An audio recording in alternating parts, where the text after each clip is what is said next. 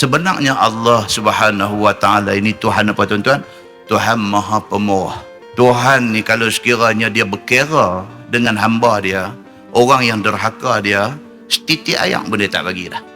Tapi yang kata Allah Subhanahu wa ta'ala ni, Masya Allah tuan-tuan, orang derhaka dia bagi. Rezeki dia bagi. Cuma dia tak bagi kasih sayang dia di hari akhirat esok. Yunfiqu kaifa yasha. Memberi rezeki Allah kepada siapa yang dikehendakinya. Ni yang kata Allah Subhanahu wa ta'ala ni, dia bagi rezeki kepada siapa juga, daripada meluaskan rezeki dan kepada menyempitkan rezeki sekira-kira mengikut hikmah kebijaksanaan Allah. Allah nak bagi kat siapa rezeki lapang, Allah nak bagi siapa sempit rezeki.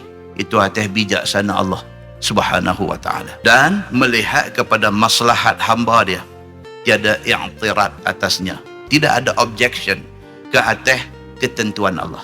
Kalau Allah kata dia ni aku nak bagi rezeki lapang, siapa tak boleh buat apa. Kalau Allah kata aku nak bagi dia ni hidup dia rasa susah, siapa pun tak boleh buat apa.